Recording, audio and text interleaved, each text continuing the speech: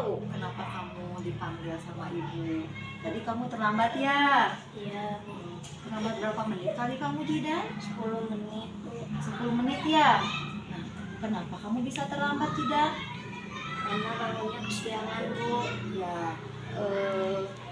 semua orang pernah melakukan kesalahan ya Jidan. Kamu pernah terlambat, tadi kamu terlambat. Mungkin ibu juga pernah melakukan kesalahan, ibu pernah terlambat. Atau mungkin teman-teman yang lain juga pernah ya melakukan kesalahan dengan terlambat ke sekolah. Jadi kesalahan itu merupakan sesuatu yang wajar dialami oleh kita sebagai manusia. Nah, kemudian ibu mau tanya, alasan kamu terlambat ke sekolah itu tadi bangun kesiangan ya? Kenapa kamu bisa bangun kesiangan Jidan? Karena tadi malam dia main HP sampai larut malam Bu. Oh, jadi tidurnya larut malam karena Jidan Main HP Bu. main HP. Nah, untuk kedepannya ada nggak supaya kamu bisa tidak kesiangan tidur bangunnya? Ada nggak cara Jidan supaya kamu tidak kesiangan lagi bangunnya? Mungkin tidak bisa memasang alarm Bu. Selain memasang alarm, ada nggak cara lain lagi Jidan? Mungkin Jidan bisa membatasi waktu jam main game Bu. Oh, jadi berarti kamu akan memasang alarm, kemudian akan membatasi main HP ya? Sebetulnya tidak apa-apa ya main HP, tetapi kita harus bisa membatasi. Apalagi kamu kan besok paginya harus sekolah, jadi jam 9 itu harus sudah bisa tidur supaya kamu tidak kesiangan. Ya. Nah, kemudian keyakinan kelas yang sudah kita sepakati apa Jidan? Bahwa seluruh siswa di sekolah Iya. harus sudah datang jam 7.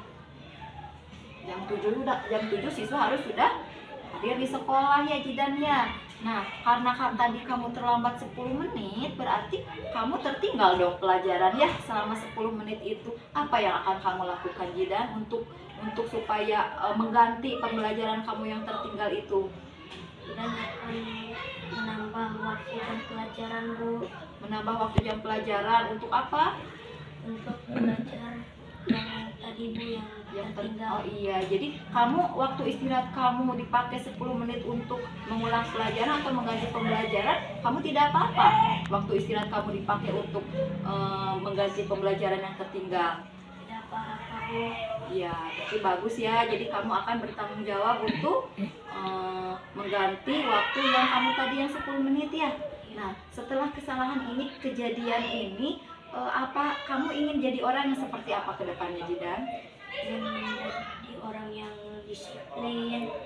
Disiplin dan tanggung jawab. ya, jadi ingin menjadi orang yang disiplin dan bertanggung jawab. Ya, terima kasih ya Jidan. Mudah-mudahan apa yang sudah Jidan lakukan hari ini tidak terulang lagi, dan harapan Jidan untuk menjadi orang yang disiplin dan bertanggung jawab itu akan terlaksana atau akan tercapai ya. Jadi orang itu harus memiliki rasa disiplin dan bertanggung jawab. Ya baik, terima kasih Jidan. Sekarang Jidan silahkan ya kembali ke kelas ya. Ya, silakan Jidan kembali ke kelas.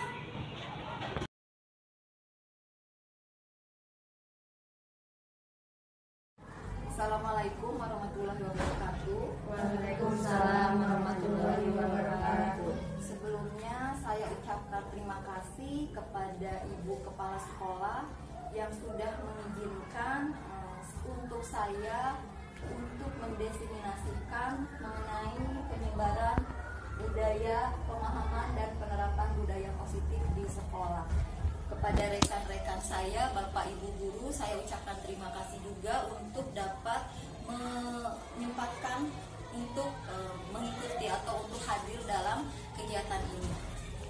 Baiklah, pada kesempatan hari ini saya Rani Ismawati, calon guru penggerak angkatan 6. Pada saat ini saya mendapatkan tugas untuk mendiseminasikan tentang penerapan atau penyebaran budaya positif di sekolah yang merupakan aksi nyata 1.6. Bapak Ibu, sebelum saya lanjutkan, saya akan mengadakan ice breaking terlebih dahulu ya Bapak Ibu.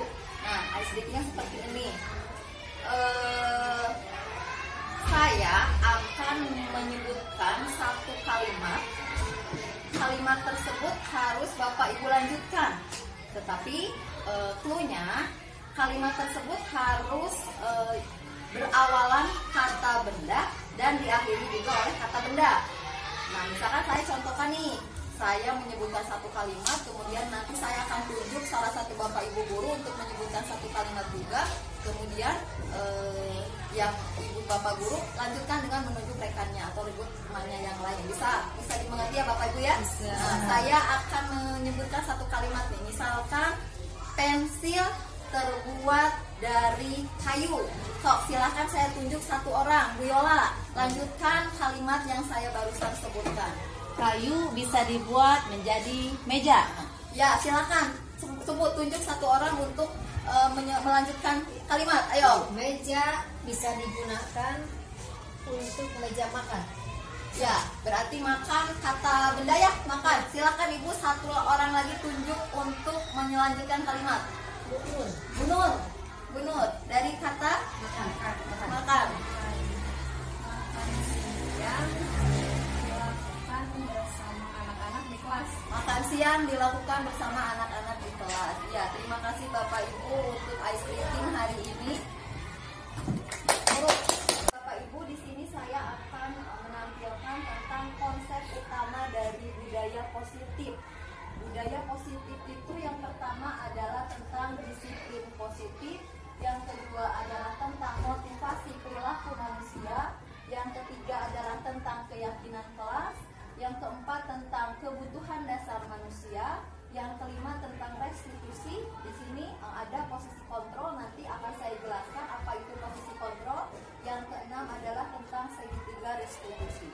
Baik, yang pertama, pendidikan filosofis menurut Ki Hajar Dewantara.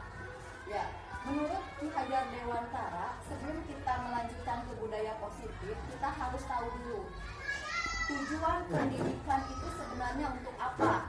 Ya, menurut Ki Hajar Dewantara, pendidikan atau tujuan pendidikan itu yaitu untuk menuntun segala kekuatan yang ada atau kodrat pada anak-anak agar mereka sebagai manusia dan sebagai anggota masyarakat dapat mencapai keselamatan dan kebahagiaan yang setinggi-tingginya. Jadi itu ya Bapak Ibu. Jadi tujuan pendidikan itu bukan hanya sekedar untuk mencerdaskan, tetapi lebih di sini kita bagaimana kita bisa sebagai seorang guru harus menuntun kodrat yang ada pada anak-anak agar anak-anak tersebut atau anggota masyarakat ini mencapai keselamatan yang setinggi-tingginya, di keselamatan dan kebahagiaan yang setinggi-tingginya. Kemudian, nah, apa saja yang dapat mempengaruhi pendidikan, lingkungan pendidikan yang dapat mempengaruhi menurut Ki Hajar Dewantara. Jadi lingkungan pendidikan menurut Ki Hajar Dewantara ini disebut dengan tripusat pendidikan. Yang pertama itu adalah lingkungan keluarga. Sudah jelas ya, lingkungan keluarga ini menjadi sentral atau menjadi hal yang pokok dalam anak untuk memiliki karakter-karakter yang baik. Kemudian ada lingkungan sekolah. Di lingkungan sekolah ini kita sebagai guru dituntut untuk menanamkan budi pekerti yang baik dan belajar kecakapan seperti membaca, menulis, dan berhitung. Kemudian yang ketiga adalah lingkungan organisasi pemuda. Nah, untuk mengembangkan sikap bersosialisasi sesama manusia.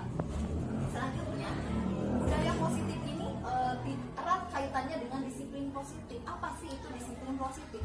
Bapak Ibu, kita selalu mengartikan disiplin itu adalah selalu memenaati semua peraturan yang ada di sekolah. Ya. Nah, kita lihat disiplin positif ini merupakan suatu proses pembelajaran. Disiplin positif ini merupakan pendekatan mendidik anak untuk melakukan kontrol diri dan pembentukan kepercayaan diri si anak tersebut. Kemudian disiplin positif ini dilakukan untuk menyadarkan anak atas kesalahan yang dia lakukan. Kemudian hal ini karena disiplin berfokus pada apa yang kita harapkan diperoleh oleh anak didik dalam belajar. Disiplin juga terfokus pada upaya agar anak mampu untuk belajar. Jadi di sini disiplin positif ini bagaimana caranya untuk kita menyadarkan anak atas kesalahan yang telah dia lakukan. Kemudian ada di sini terdapat beberapa teori ya, teori kontrol menurut Dr. William Bresser. Ada beberapa makna kontrol. Yang pertama itu adalah ilusi guru mengontrol murid. Yang kedua adalah ilusi bahwa semua penguatan positif, efektif dan bermanfaat. Yang ketiga, ilusi kritik dan membuat orang merasa bersalah dapat menguatkan karakter. Yang keempat, ilusi bahwa orang dewasa memiliki hak untuk memaksa. Selanjutnya, nah, kenapa kita harus menanamkan budaya positif? Ketika kita menanamkan budaya positif di sekolah khususnya, itu supaya anak-anak memiliki nilai-nilai kebajikan. Nilai-nilai kebajikan ini adalah nilai-nilai yang sesuai dengan profil pelajar Pancasila. Di sini ada 6 dimensi nilai profil yang sesuai dengan profil pelajar Pancasila. Yang pertama itu ada apakah, Bu?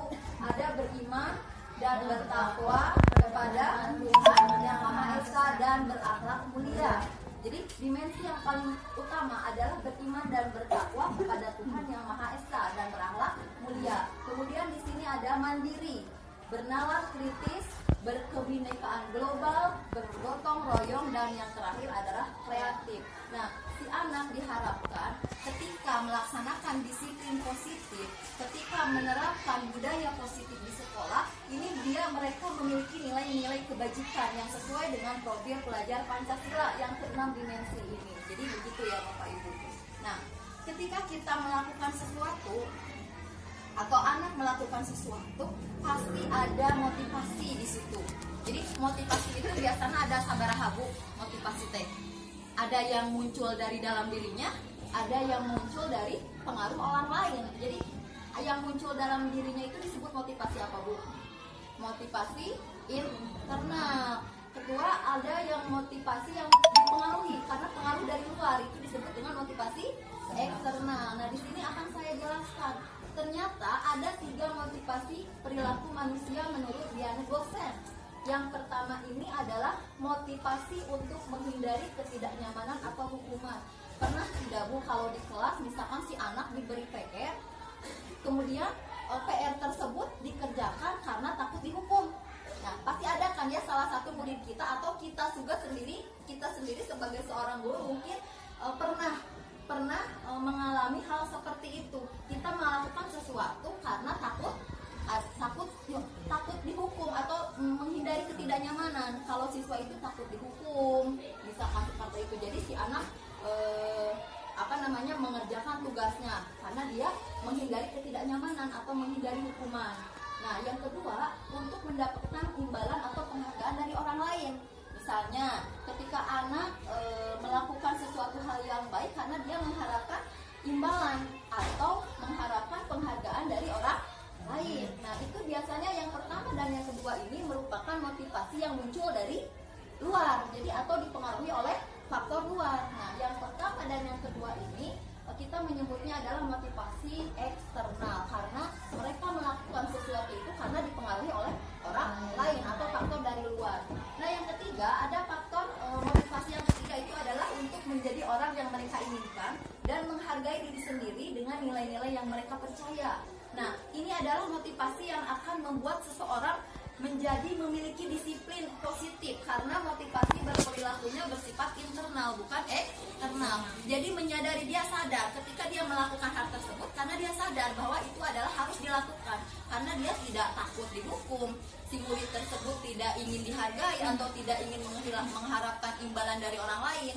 Jadi motivasi yang ketiga itu timbul karena dirinya sendiri. Nah, kita harapkan, Bu, bahwa siswa itu bagaimana caranya supaya siswa itu memiliki motivasi yang muncul dari dalam dirinya. Jadi ketika dia melakukan tugasnya atau melaksanakan kewajibannya itu karena dia sadar bahwa itu adalah sudah kewajibannya, bukan karena dia takut dihukum oleh guru, bukan dia takut untuk atau dia ingin mendapatkan sesuatu reward atau apa dan sebagainya. Jadi marilah kita sama-sama tanamkan bagaimana caranya supaya siswa itu memiliki motivasi internal dalam dirinya.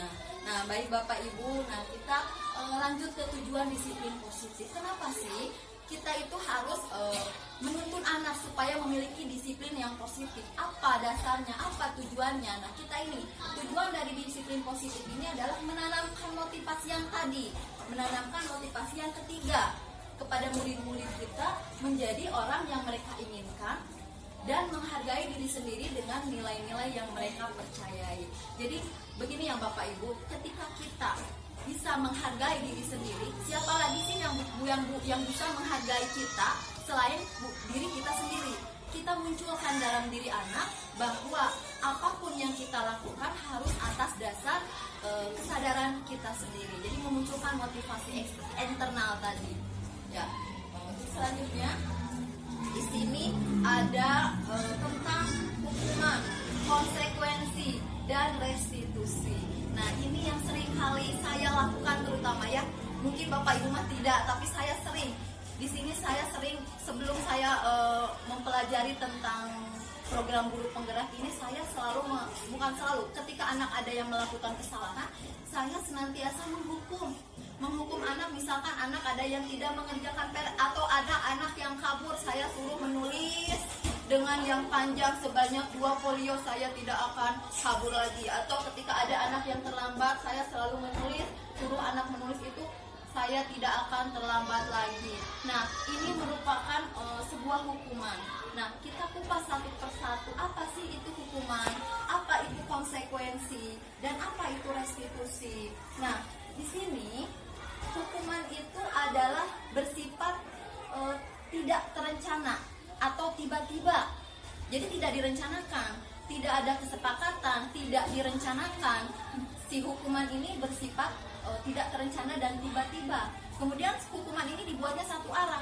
Ketika anak melakukan kesalahan, berarti kita sebagai seorang guru ketika memberikan hukuman, ayo sekarang karena kamu telah berbuat salah misalkan, ayo sekarang kamu harus membuat atau harus membersihkan toilet, atau harus membersihkan halaman, atau harus lagi misalnya lari di halaman, misalkan seperti itu. Nah, itu hukuman tersebut, perbuatan atau tindakan tersebut itu tentu saja akan menyakiti ya, akan hukuman berupa fisik atau maupun psikis. Jadi dibuatnya satu arah oleh guru saja. Kemudian hukuman tersebut bersifatnya tidak terencana. Jadi si anak tidak tahu nih bahwa dia akan dihukum.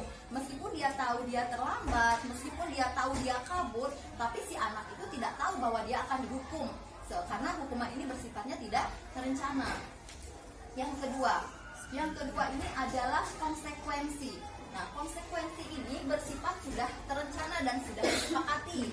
Kemudian konsekuensi ini dibuat oleh pihak sekolah atau oleh guru, dan murid mengetahui adanya konsekuensi tersebut.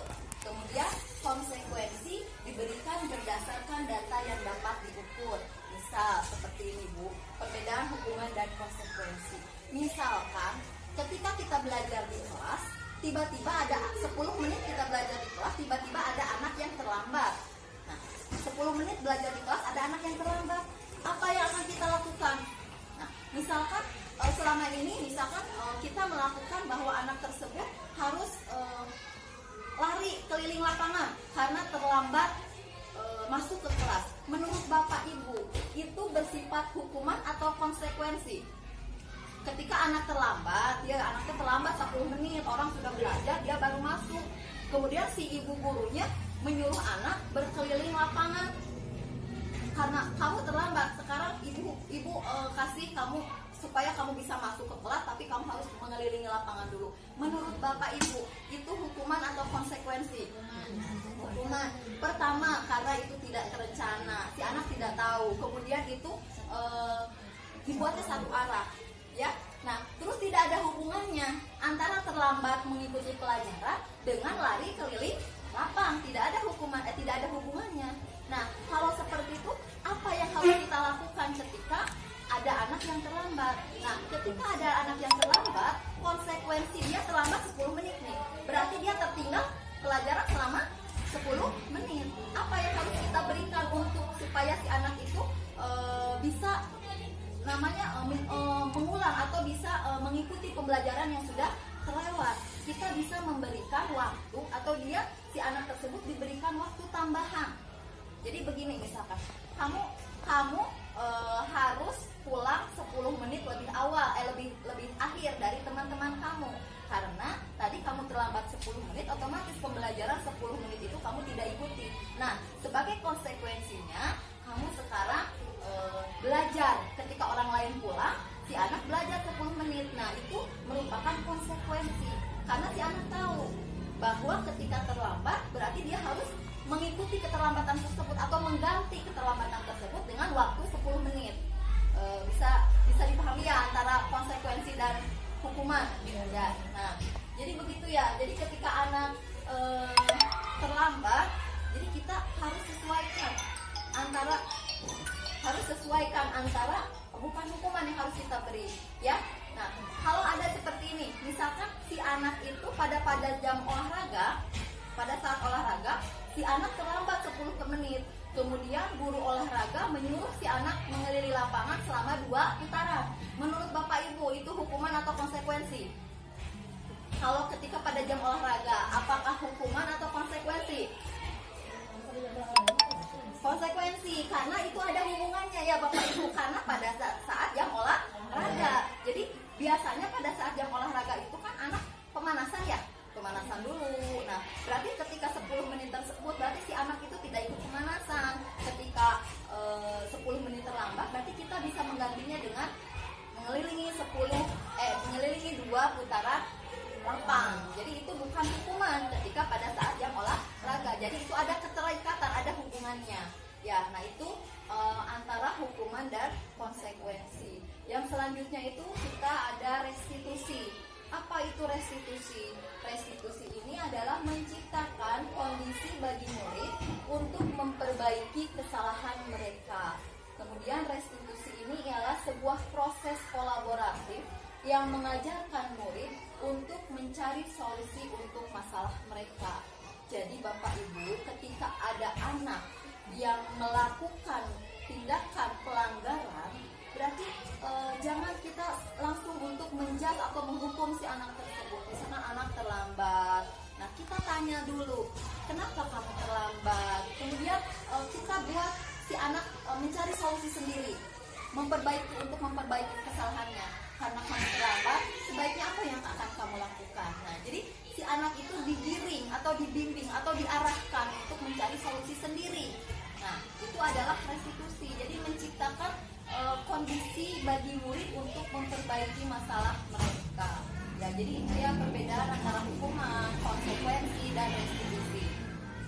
Kemudian di sini, nah ini yang sering kita lakukan sejak saya mulai mengajar. Mungkin dari Bapak Ibu juga mungkin ada ya. Nah, di sini dihukum oleh penghargaan. Yang seperti apa sih Bu yang dihukum oleh penghargaan? Nah, di sini ada efeknya ketika kita melakukan sesuatu, misalkan gini, dihukum oleh penghargaan itu seperti ini. Saya selalu dulu ketika anak yang bisa menjawab, kita kasih reward, misalkan uang 2.000, atau misalkan kita kasih makanan. Anak yang bisa menjawab, kita kasih coklat, kita kasih permen. Nah, ternyata Bapak Ibu, hal yang demikian itu menurut penelitian, hal yang demikian itu merupakan hukuman bagi anak atau dihukum oleh penghargaan. Kenapa? Apa efeknya? Efek bagi si anak tersebut ketika dia menerima penghargaan seperti itu, misalkan pengaruh jangka pendek dan jangka panjang. Jadi ketika si siswa atau si anak, ketika siswa tersebut bisa menjawab pertanyaan ini, kemudian kita kasih reward. Saya juga dulu gitu Bu, ketika anak yang bisa, saya kasih 2.000, atau saya kasih coklat, atau saya kasih permen. Nah, ternyata setelah mempelajari ini, ternyata hal tersebut tidak tepat ya. Jadi ini efeknya adalah pengaruh tersebut mempengaruhi. Jadi motivasi yang timbul dari anak itu bukan lagi motivasi internal, tapi dia mengharapkan sesuatu. Kayak ngajawab deh sugan meskipun itu adalah motivasi, dia baik untuk dirinya, tetapi itu efeknya, itu pengaruhnya jangka pendek. Jadi dia ini melakukan sesuatu bukan atas dasar kesadaran sendiri. Jadi dia ini diberi hadiah, sugarnya dikasih hadiah. Jadi dia bisa melakukan berbagai macam cara yang negatif agar dia bisa memperoleh hadiah karena terbiasa seperti itu. Jadi efeknya ini pengaruhnya jangka pendek ya. Kemudian penghargaan itu tidak efektif. Kemudian penghargaan merusak hubungan. Artinya merusak hubungan bagaimana? Misalkan begini ya, ketika si A dikasih, dia bisa menjawab dikasih permen, itu kan temannya akan ada kecemburuan sosial tidak kalau seperti itu? Ah, si Etama dikasih permen atau si Etama dikasih uang, saya mah enggak ya. Jadi itu secara tidak langsung penghargaan ini akan merusak hubungan antara temannya, antara sesama teman di sekolahnya atau di kelasnya.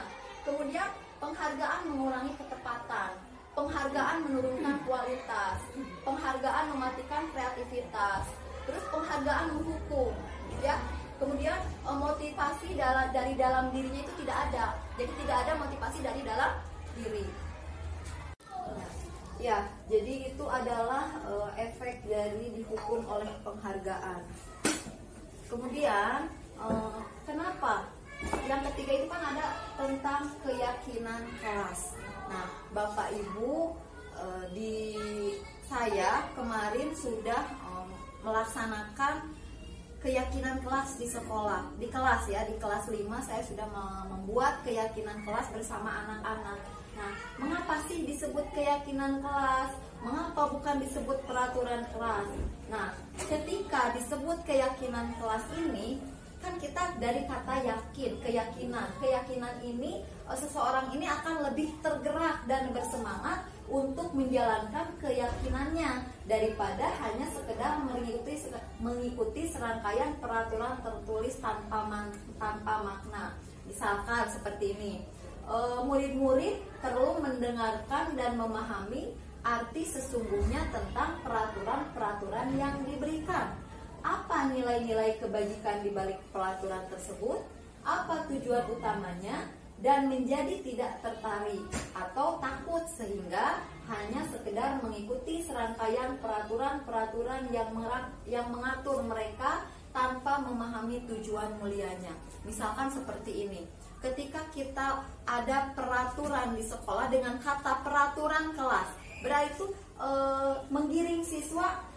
Di siswa itu tidak tahu apa sih makna yang ada di dalam peraturan tersebut, nilai-nilai kebajikan apa, sehingga siswa tersebut harus menaati peraturan tersebut.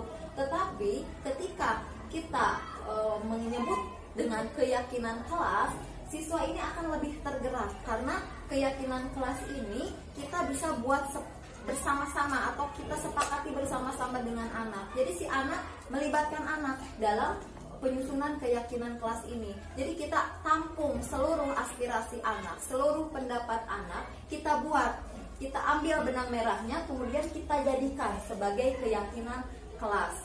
Ya, jadi, nah, kegiatan pendalaman dari keyakinan kelas ini, di sini ada ya, misalkan ada tugas guru, ada tugas murid, ada yang bukan tugas guru, kemudian ada yang bukan tugas murid.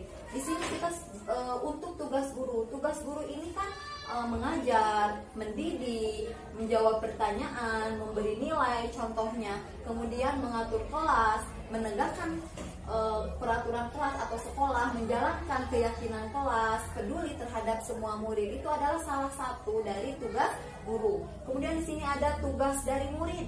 Murid ini tugasnya apa? Tugas murid ini kan diantaranya adalah murid itu harus belajar, murid itu harus mencoba, murid itu harus menghasilkan yang terbaik dari dirinya. Kemudian murid itu ketika tidak paham mereka harus bertanya. Kemudian harus mendengarkan, harus memeriksa tugas, harus banyak lagi tugas dari seorang murid tersebut. Kemudian di sini apa sih yang bukan tugas dari guru? Guru itu tidak ada tugas untuk menyakiti atau disakiti, menyakiti orang lain atau disakiti oleh orang lain, memaksa untuk belajar, memaksa kamu untuk belajar. Jadi artinya gini, bukan berarti si siswa tidak boleh belajar atau tidak boleh dipaksa, tetapi memaksa itu terkesan sebagai apa ya? Pemaksaan itu kan tidak baik juga ya. Jadi ketika kita menyuruh anak untuk belajar juga berarti dengan cara yang bagaimana kita menyuruh anak untuk belajar. Karena seperti yang tadi di awal disebutkan tujuan pendidikan itu adalah menuntun segala kodrat yang ada pada anak-anak. Nah, berarti anak-anak ini memiliki potensi yang beraneka macam, memiliki potensi yang beragam. Kemudian ada anak yang memang dia tidak suka ketika disuruh, dia harus misalkan diberi contoh. Berarti guru juga harus memiliki peran dan nilai seorang guru itu. Seorang guru itu harus bisa menjadi teladan untuk murid-muridnya. Tidak usah disuruh pun, kita tidak usah menyuruh pun, kita bagaimana supaya si anak tersebut kita bisa sesuai dengan yang kita inginkan. Nah, misalkan ketika kita ingin anak datang tepat waktu, berarti apa yang harus kita lakukan? Apakah kita harus menyuruh anak atau memaksa anak atau bagaimana? Nah, kita harus meneladani siswa tersebut. Jadi kita datang dulu yang lebih pagi itu kita memberi contoh, memberi teladan kepada siswa tersebut. Berangsur-angsur dengan berjalannya waktu, saya yakin si siswa itu akan paham dengan sendirinya. Jadi tidak usah dipaksa. Untuk belajar pun sama, ya. Jadi bukan memaksa, menyuruh harus, tetapi tidak dengan secara memaksa. Ya. Kemudian, nah, Bapak Ibu, nah, kita sebagai manusia ini memiliki kebutuhan dasar yang harus dibutuhkan, atau kebutuhan dasar manusia. Mau peserta didik atau kita sebagai guru pun sama, membutuhkan kebutuhan dasar, atau ada 5 kebutuhan dasar pada manusia itu. Yang pertama itu apa?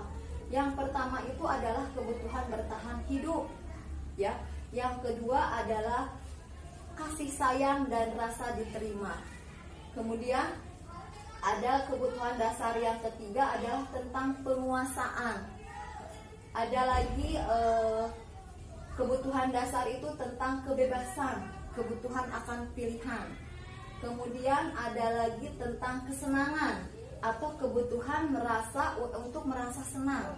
Nah, itu adalah 5 kebutuhan dasar yang harus kita penuhi, Bapak Ibu. Kenapa? Karena baik peserta didik ataupun kita sebagai guru, ketika salah satu kebutuhan dasar manusia ini tidak terpenuhi, berarti itu akan timpang. Artinya seperti ini, misal contohnya, ketika ada siswa kita di kelas ketika belajar, tapi siswa tersebut misalkan malah bermain gambar, atau ada lagi siswa tersebut malah mengganggu teman-temannya.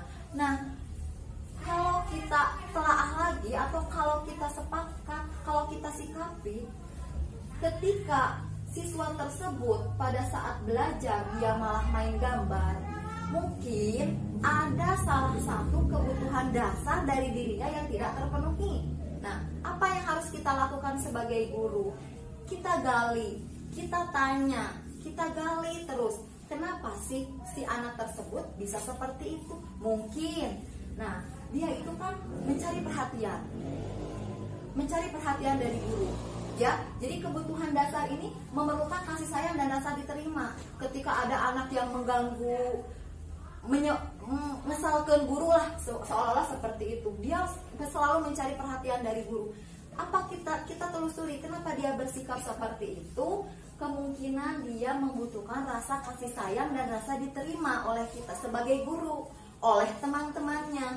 Jadi jangan langsung kita menjudge, si etamah budak etamah bader, budak etamah teu daek cicing, budak etamah tukang galak kabatur dan sebagainya. Jadi tidak boleh kita menjudge seperti itu, karena di kelas saya pun, mungkin di kelas ibu bapak juga banyak ya. Jadi anak-anak yang mau mencari perhatian dari guru, dari teman-temannya. Nah, itu adalah salah satu kebutuhan dasarnya itu mungkin tidak terpenuhi.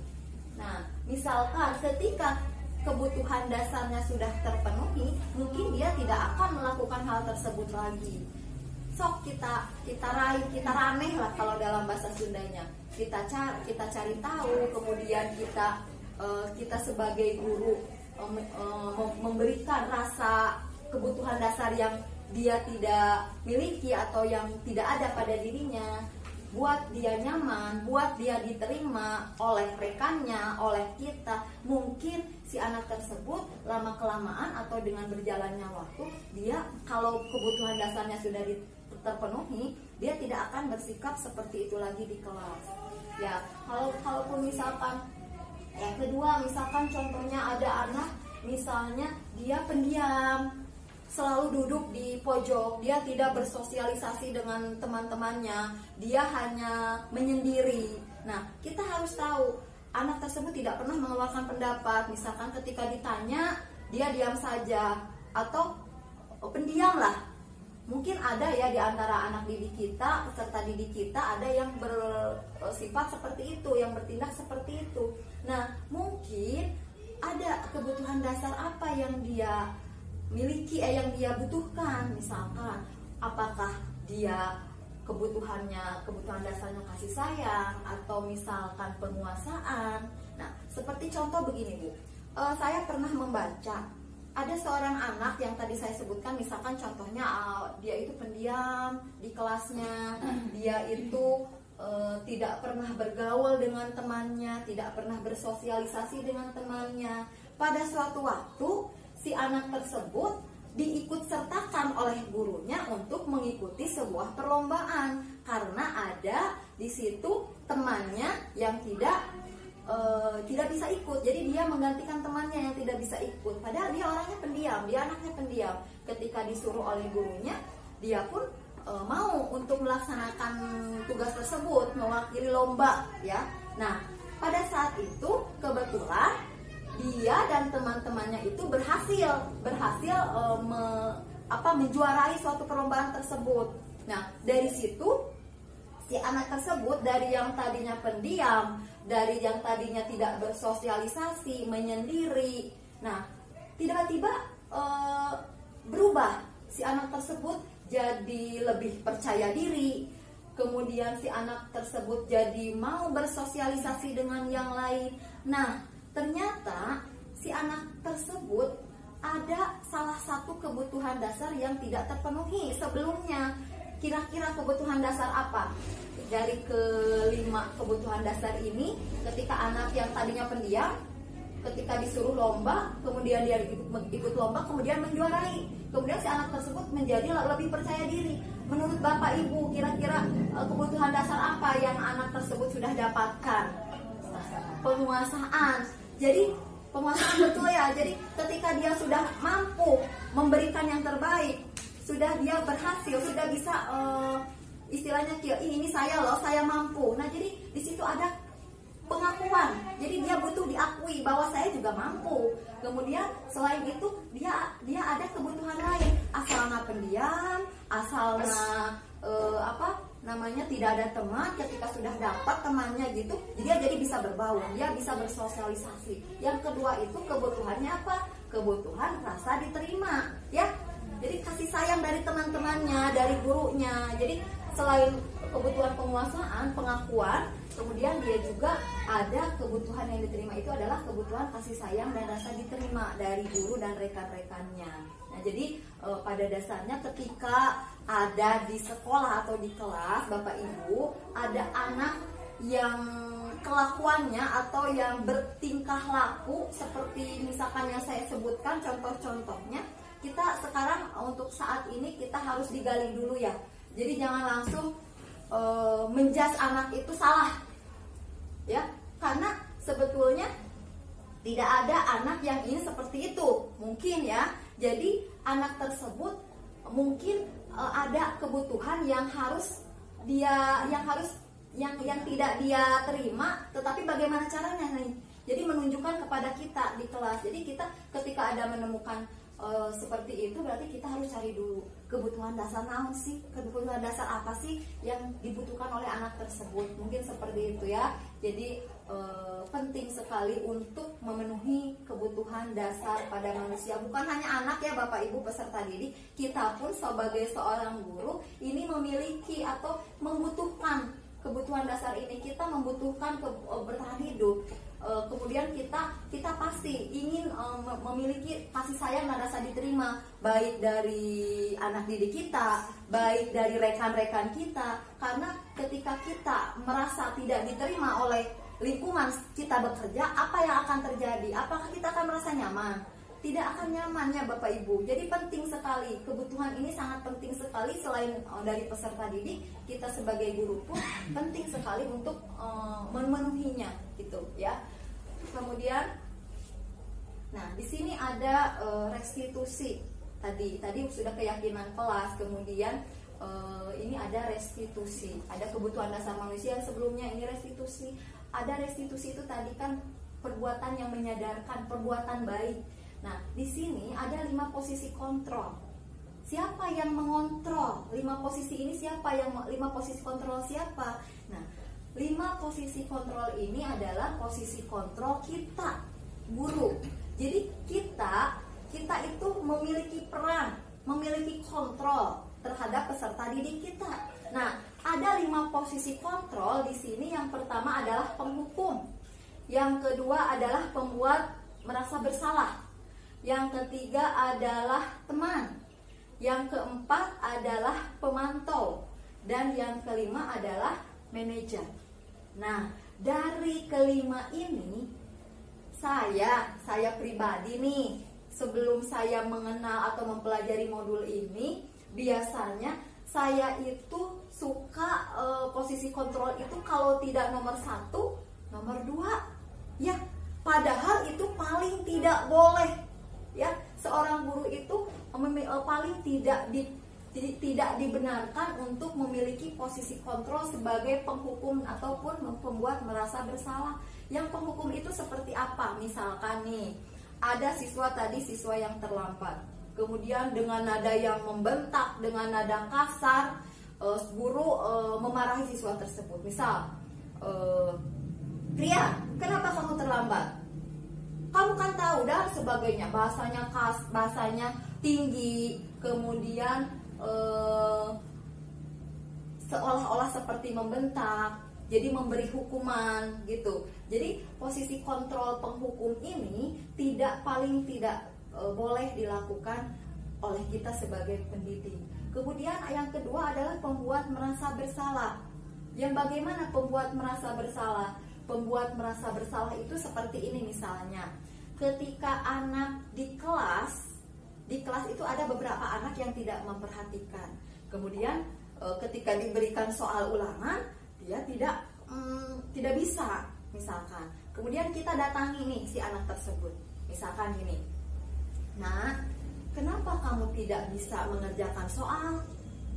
Kamu tidak kasihan ya sama ibu. Nah, bahasanya lembut, tapi di situ tercermin dia seolah menekan anak. Kamu tidak kasihan apa sama ibu? Nah, jadi si anak tersebut seolah-olah merasa bersalah karena sudah membuat gurunya bersikap seperti itu. Nah, jadi di situ biasanya si anak itu akan diam, kemudian dia merasa bersalah. Nah, jadi padahal si gurunya itu tidak berbicara dengan bahasa yang tinggi, tidak berbicara dengan bahasa membentak atau memarahi, tidak, tetapi justru gurunya berbicara dengan bahasa yang lemah lembut, tetapi maknanya membuat si anak itu merasa bersalah. Nah itu adalah posisi kontrol yang kedua. Nah, posisi kontrol yang ketiga itu adalah sebagai teman. Jadi dia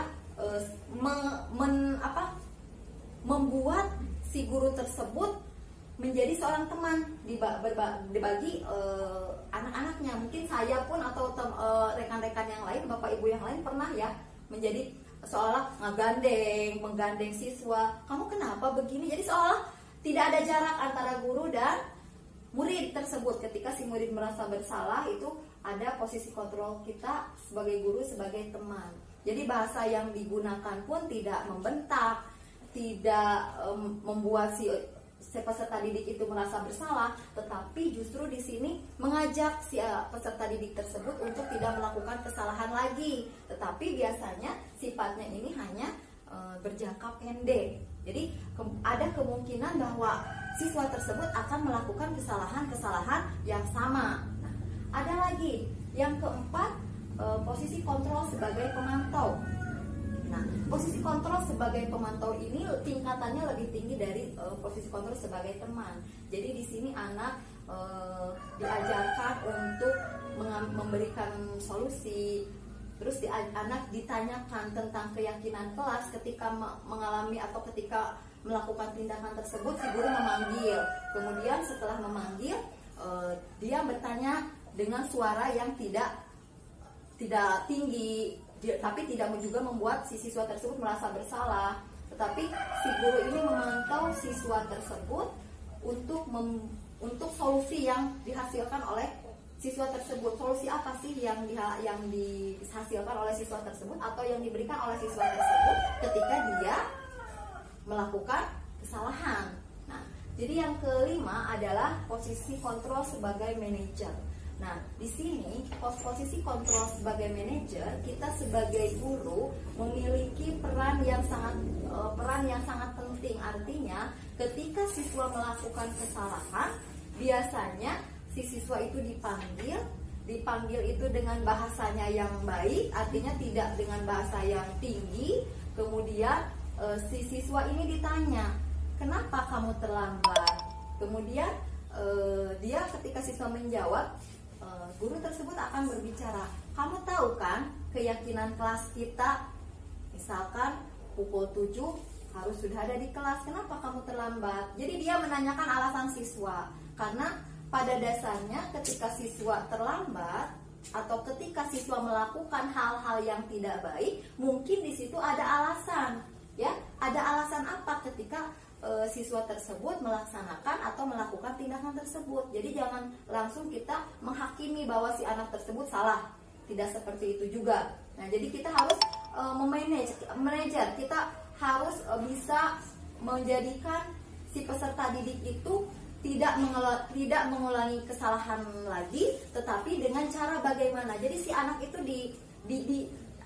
dibimbing untuk ketika kamu melakukan kesalahan seperti ini loh, apa yang akan kamu dapatkan ketika kamu melakukan kesalahan, konsekuensi apa yang akan kamu terima, apa yang akan kamu lakukan supaya kamu tidak terlambat lagi misalkan. Jadi si anak berpikir, kemudian mencari solusi. Kemudian si anak tersebut dalam jangka waktu yang panjang mungkin dia tidak akan melakukan kesalahan tersebut lagi, karena dia akan berpikir ulang. Ketika dia akan melakukan kesalahan tersebut, dia konsekuensinya sudah tahu konsekuensinya, ya. Jadi jangkanya panjang. Nah, diharapkan Bapak Ibu, ketika kita sebagai guru, kita harus memiliki posisi kontrol yang kelima, minimal keempat. Jadi posisi kontrol yang pertama atau yang kedua itu harus jangan sampai dilaksanakan ya untuk di sekolah gitu. Jangan kita sebagai penghukum atau pembuat rasa bersalah.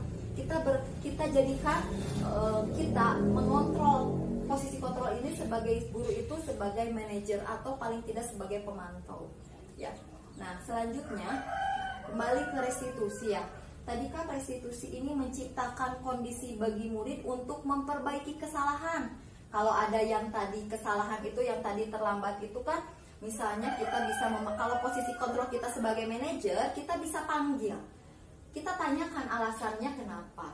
Kemudian ada langkah-langkah yang harus kita tempuh ketika kita melaksanakan restitusi ini. Misalkan ada 3 tahapannya. Yang pertama, di sini kan ada menstabilkan identitas. Kemudian ada kita memvalidasi tindakan yang salah. Kemudian ada menanyakan keyakinan. Nah, menstabilkan identitas ini misalnya seperti ini, ya. Seorang misalkan seorang siswa atau seorang peserta didik, misalkan dia itu contohnya sedang bermain-main misalkan dengan temannya.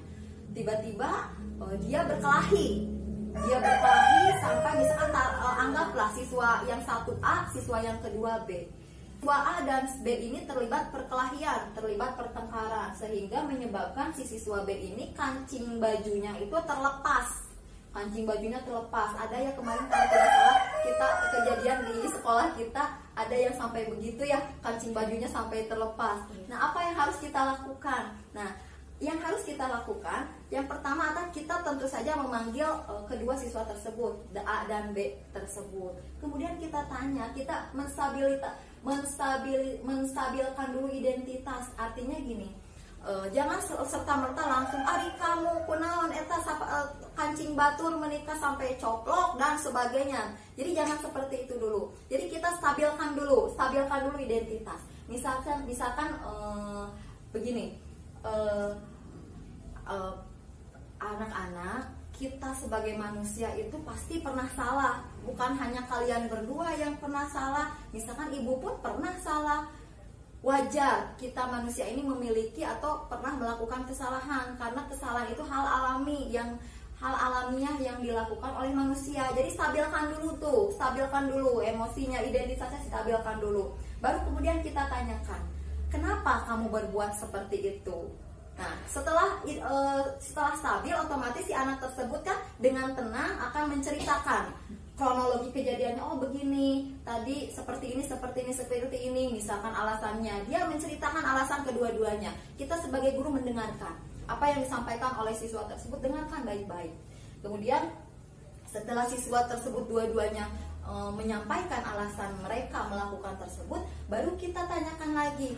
Nah, keyakinan kelas apa yang sudah kalian sepakati atau sudah kalian pelajari di sekolah, di kelas? Dia akan menjelaskan bahwa harus sesama teman, misalkan harus saling menghargai. Nah, ketika kita sudah menstabilkan identitas, kita sudah memvalidasi tindakan yang salah, bahwa tindakan tersebut tidak benar, tetapi setiap tindakan ini memiliki alasan. Kenapa kamu sampai berbuat begitu? Ketika si siswa tersebut sudah menemukan alasannya, kita menanyakan keyakinan. Nah, kemudian baru kita kita bimbing, kita arahkan. Ketika kamu sudah melakukan begitu, A dan B sudah sampai terlepas kancingnya, misalkan kancing si B yang terlepas, kita tanyakan kepada siswa A. Nah, berhubung kancing siswa B terlepas, apa yang akan kamu lakukan? Kita bertanya kepada siswa A. Kan siswa A pasti berpikir nih, kumahanya carana supaya si kancingnya bisa balik lagi. Ketika si siswa A berpikir, dia berpikir berarti supaya bisa dipakai lagi, otomatis harus dipasangkan lagi dong kancingnya. Siswa kan pasti akan berpikir, Bu, mungkin saya harus dipasang lagi kancingnya. Iya, berarti kan dia sudah berpikir, oh tindakan yang dia lakukan itu solusinya seperti ini. Nah, ketika setelah itu, kita giring lagi, kamu bisa memasang kancing ini.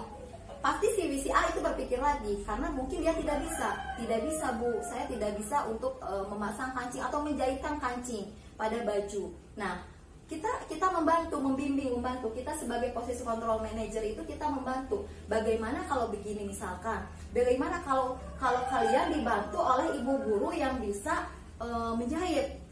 Kamu diajarkan cara memasangkan benang, cara memasangkan kancing ke baju oleh Ibu Yola misalkan. Apakah kamu bersedia? Kan si anak pasti berpikir, daripada nanti saya dimarahin misalkan atau bagaimana, karena dia harus mempertanggungjawabkan perbuatannya. Mungkin dia akan, ya baik Bu, saya akan belajar dari Bu Yola misalkan seperti itu.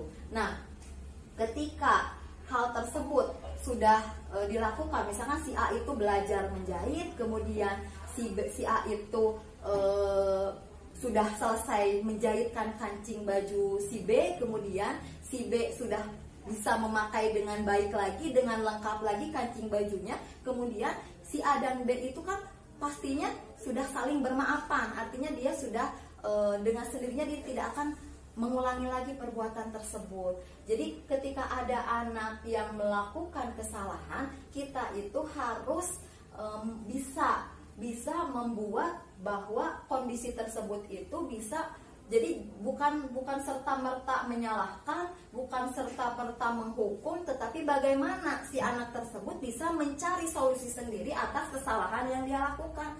Lamun kitu mah meureun Bu, jangka panjang. Artinya ketika dia akan melakukan hal itu terhadap temannya, dia mikir lagi. Lamun misalkan saya heureuy lagi, saya elek lagi sampai kancingnya terlepas lagi, otomatis saya harus menjahitkan lagi seperti itu. Jadi dia ketika sudah menemukan solusi seperti itu, dia ini akan berefek jangka panjang. Artinya dia dengan sendirinya dia akan paham dan dia tidak akan mengulangi kesalahan lagi, daripada hanya sekedar dihukum diberikan atau membersihkan toilet atau berlari keliling lapangan, nah itu justru akan berjangka pendek. Jadi setelah dalam beberapa minggu atau beberapa hari, tidak menutup kemungkinan anak tersebut akan melakukan kesalahan yang sama. Jadi kita tuntun anak tersebut bagaimana mencari solusi sendiri atas permasalahan atau kesalahan yang dia perbuat. Jadi seperti itu ya posisi segitiga restitusi ini. Jadi kita bisa ya, bukan hanya di kelas tinggi, di kelas bawah juga kita bisa menerapkan atau kita bisa mencoba. Bapak Ibu bisa mencoba untuk menerapkan tentang segitiga restitusi ini. Jadi bisa dicoba ya Bapak Ibu di kelasnya. Jadi jangan serta-merta memarahi atau menghukum anak. Jadi kita buat dulu si anak tersebut bisa mencari solusi dari permasalahannya agar kesalahan-kesalahan itu tidak terulang kembali. Nah, mungkin Bapak Ibu penyampaian tentang materi budaya positif sudah saya sampaikan. Atas perhatiannya saya ucapkan terima kasih yang sebesar-besarnya karena saya sudah Bapak Ibu sudah berkenan untuk mendengarkan, dan mungkin saya sudah mengambil